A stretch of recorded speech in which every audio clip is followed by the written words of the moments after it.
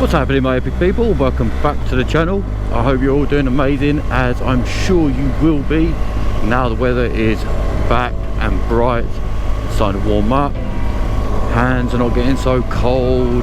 Oh, it just feels so much better, doesn't it? Don't get me wrong, as a rider who does all year round, you know, yes, I still enjoy riding as a whole, but you just can't beat the sunshine. Nice and sticky tarmac, everybody's out, everyone's in a good mood, and that is how it should be. Now, slight confession to make,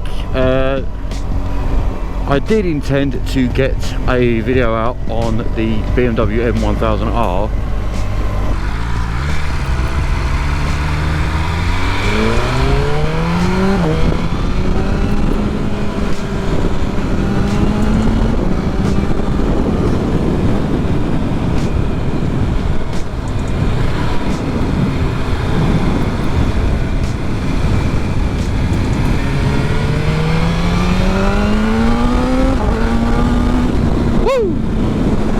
Unfortunately, I just wasn't happy with it, so I have scrapped it unless I can make something out of it. But I don't want to put something out that's just of poor quality.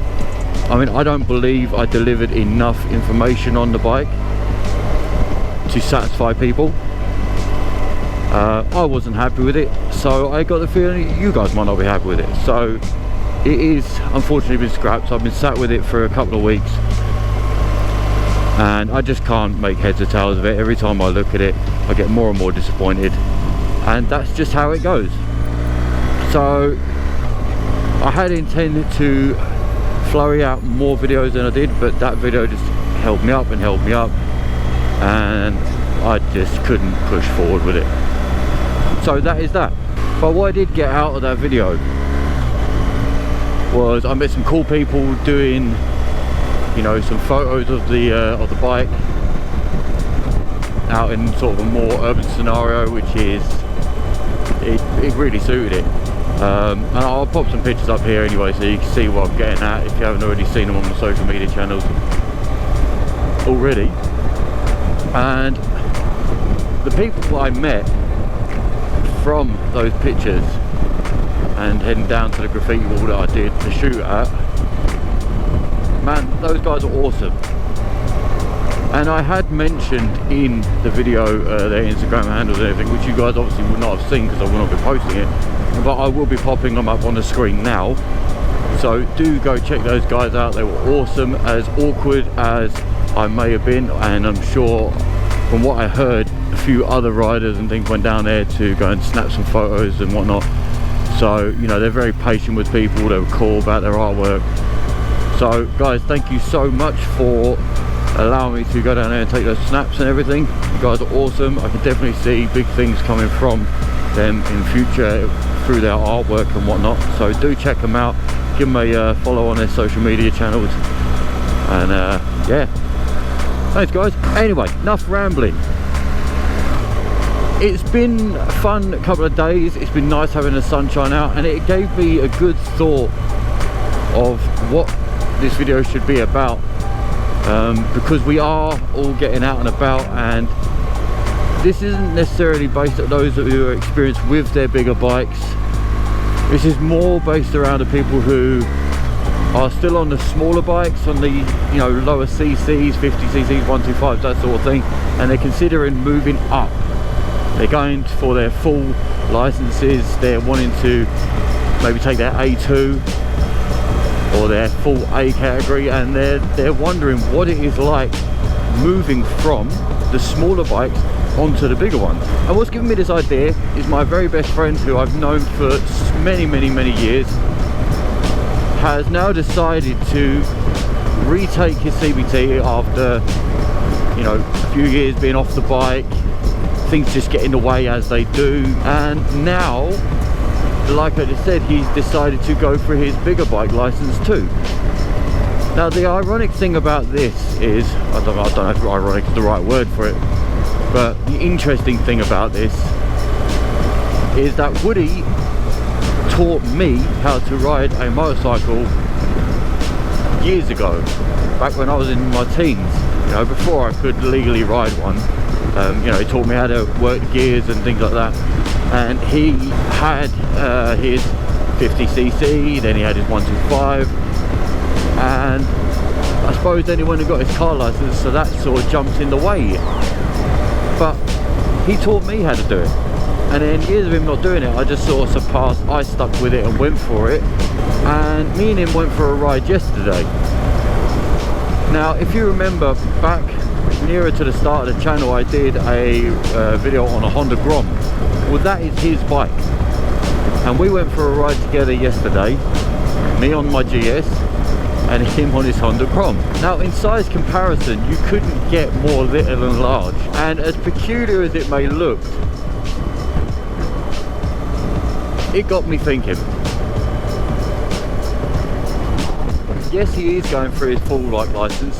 No, it's not a necessity for him. It's just something that he wants to achieve.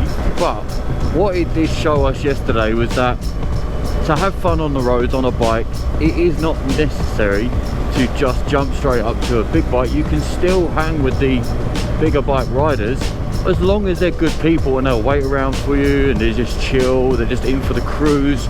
They're not in for, you know, going mega miles an hour, having it through the back roads.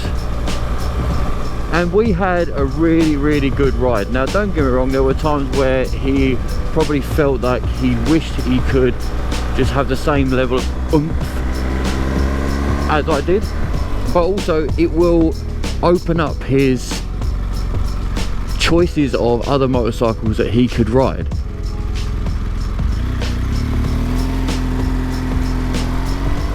So rather than just having to stick to the 125s and the smaller cc powered machines, he will now, once he has his license, be able to go for maybe something like this if he so wishes, but I don't think he's interested in very much. But my point being is, what is the difference between the smaller cc engine machines compared to something of this size, for example? And the truth is, the difference is only in power, size and weight. The controls are still the same. You still control the vehicle the same way you would. It's just the size of the parts, it's the size of the engine, it's the size of the actual frame, chassis, etc. So my point to this video is, if you are moving on to a bigger bike, or you're wondering what it's going to be like moving from a smaller powered bike onto a bigger one, what is it actually going to be like? Well, pretty much what you're doing now, because you, like you said, you still, you know, you still ride it the same way. You still have a clutch, which also still has a bike point, and you still have a throttle. You still have a front and rear brake. Most of the time, the bigger bikes generally have more tech, more gadgets, more things for you to play with, and more technology. But how you ride the bike is still the same.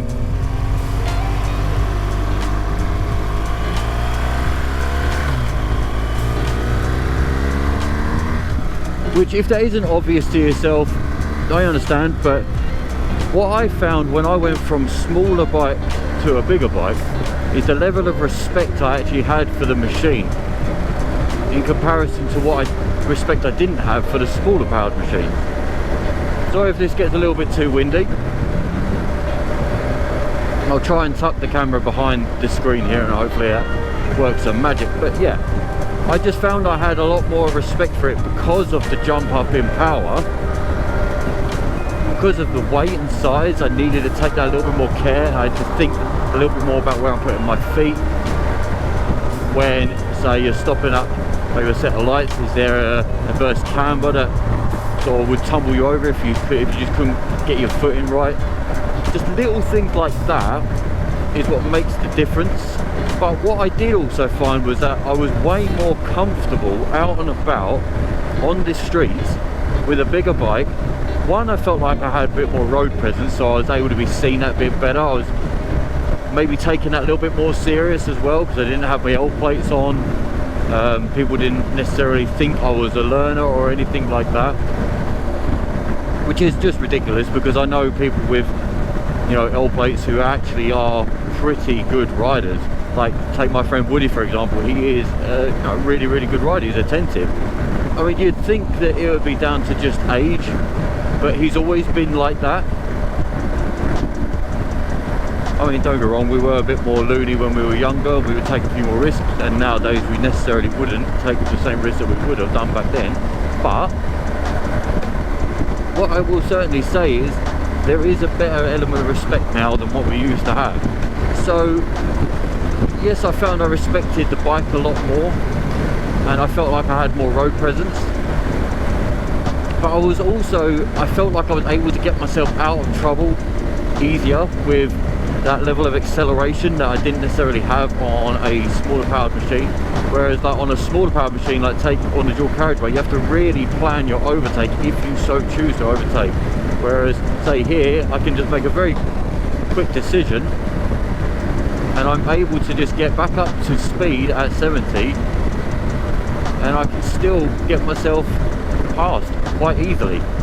And I suppose the other things to do with riding a smaller powered machine on a provisional license is obviously you can't use the motorways, so being able to get to certain places might take quite a bit longer. So in that sense you probably wouldn't even bother. Whereas on a bigger bike you've got that less of a thought about, okay, I can't get to say Norfolk to Yorkshire because of the motorway in between, and you think, I don't want to go the long way around. But whereas on a bigger machine you would. Not that you want to sit on a motorway on a bike anyway, how boring. You don't want to hit the twisties. But my point still sort of stands, whereas if you just want to get from A to B on your bike and then do all the fun stuff when you get there, then at least then you have that choice on a bigger bike. And then the elephant in the room, I suppose, is obviously the power that you have. Sometimes for some people can infuse more enjoyment.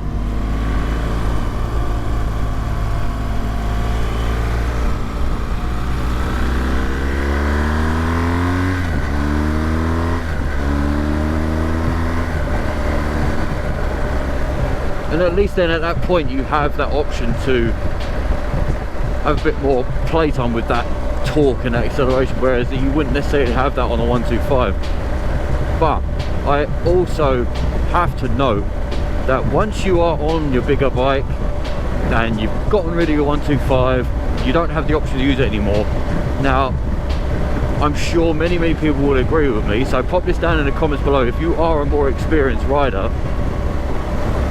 Hopefully you'll back me up on this, that once you've gone onto a bigger bike, there is always that element of, I do miss riding around on a smaller powered machine, that able to move it around in the car park easier, or just flick it around willy-nilly, and a lot more fun without as much thought over where you're necessarily putting your foot in. All the points I made earlier.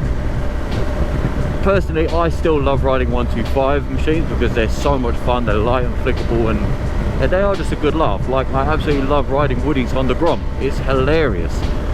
So anybody with a bit more experience and has their full license and rides bigger bikes, do pop it down in the comments below and let people know what you think about it, because that's my opinion, and I believe there will be many, but I want to hear what you guys have to say on that one. Why do I have a funny feeling that as nice as the day has been, the time that I choose to now go out on my bike, it's going to start raining. I bet you it does. It looks pretty close to it. So on that note then, I will wrap this one up here, because the riding season has begun. As you can see, there's been a fair few riders out already on this video, and I just want you guys to be sort of prepared. You're going for your licenses. Enjoy every moment of the learning process, because you're going to notice the difference straight away going from a 125 and then onto what they'll put you on for your training and for your tests. The difference is night and day. So let me know if you've got your test coming up, or you've just passed your test, or you're thinking about it. Pop it all down in the comments, let's have a little chat about it. Anything you're unsure of, do drop me a message or pop it down in the comments and get chatting with people. Ask for as much advice as you can and just use what works for you. Don't take everything that everybody says as gospel. Even myself, if there is something that I'm saying that doesn't quite work for you, so be it. It is how it is. It's a personal thing. Riding your motorcycle is a personal thing. Once you know the rules, you can also bend them. So with that in mind, enjoy your riding, enjoy the good weather, and I will catch you all in the next one. Thank you very much for everybody being so patient waiting for me to get these videos out. There will be more to come more often. As for what this year holds, I'm not quite so sure yet, but I'm going to try to, when Woody gets his confidence back, he's back on the bike, he's feeling it again, maybe me and him can start to do some things together. Also, guys, I had a little thought. What would you guys think to some videos of me and Woody out and about, him on his Grom, me on my big GS, and sort of like a little big adventures together? Just random videos, me and him riding out and about and just chatting rubbish, having a laugh. Let me know what you guys think down in the comments. Alright guys, on a note, I will catch you on the next one. Peace out my epic people.